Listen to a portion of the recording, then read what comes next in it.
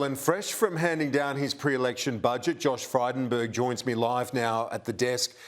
Why shouldn't we think this $8.6 billion going out in 6 months is not an attempt to throw cash at people to buy their votes?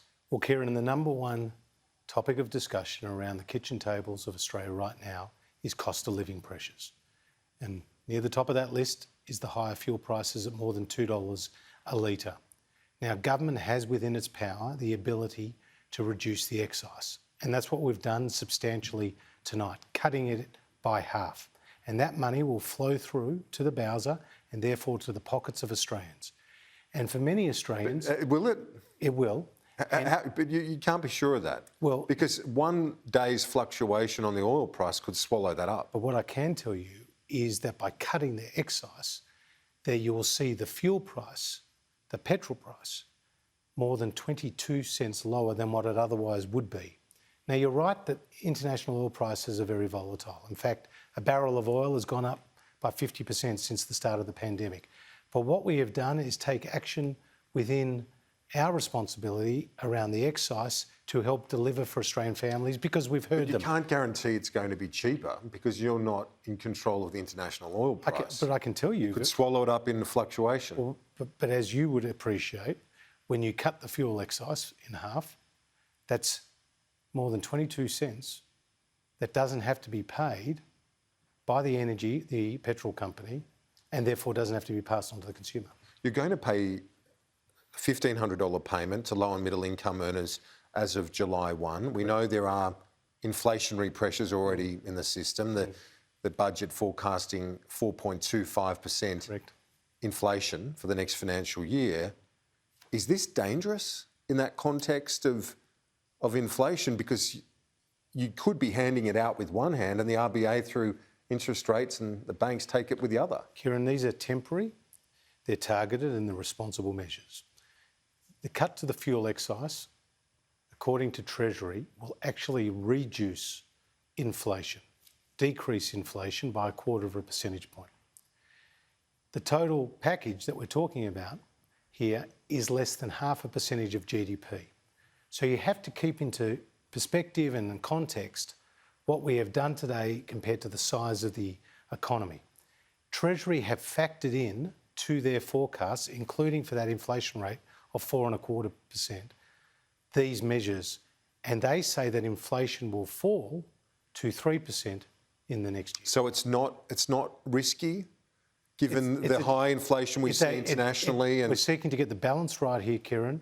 It's a judgment. You don't think it's a risk? I think it's an important step that is balanced, that is responsible, but that responds also to the needs of Australians who are seeing higher cost of living pressures right now. That's true, but if you're giving, say, that payment, $1,500 as of July 1... Well, firstly, it's a $420 payment that we've announced tonight. Sure. It's on top of the $1,080. But it gets to $1,500. So it takes them to $1,500, which is real cost of living relief, but it's also consistent with our values because it's lower taxes. It is, but it also comes in the context of globally an inflationary environment, and now you've got also $250 payments going to pensioners, those on welfare cards and so on. A lot of those people will spend every cent of that. Now, obviously they're doing it tough. Cost of living is an issue. We all know that, but it's also a risk, is it not, in terms of inflation?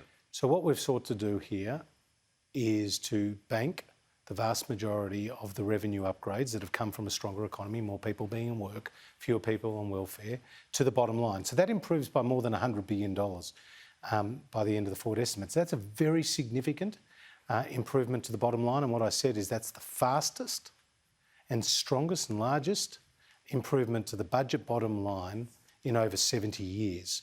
But at the same time, we recognise that Australian families right now are being very challenged. Their household budgets and balance sheets are under stress as a result of these higher cost of living pressures. $100 billion, you say the bottom line has improved. It's due to luck, though, isn't it, with commodity prices as opposed to budget restraint? I'm very glad you asked me that question, Kieran. 3/4 of those higher revenue upgrades is due to improvements in the labour market. So that's more people in work paying tax and fewer people on welfare. we have been particularly conservative when it comes to commodity price forecasts. The Labor Party baked in to their long-term assumptions higher commodity prices when iron ore was $180. We have iron ore today in the budget of $55, even though it's been tracking at above $130. The government's cutting foreign aid as per the forward estimates.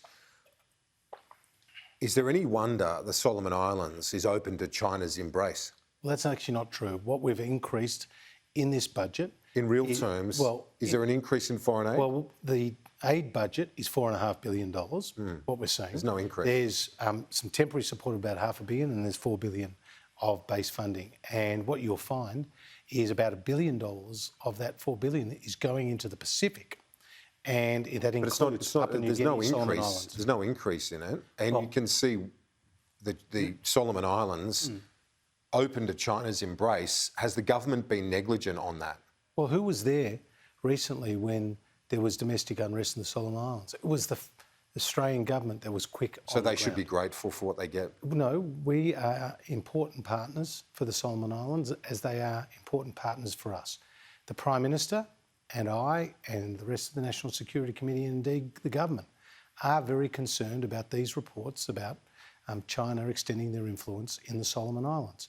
So we'll continue to work with the Pacific family to ensure that we don't destabilise our region, because that's very important. You've had aid, with respect, there's been aid groups and advocates in this space calling for an increase for years, and there's been no increase. Well, as you can see, we're paying and supporting some $4 billion a year in base funding.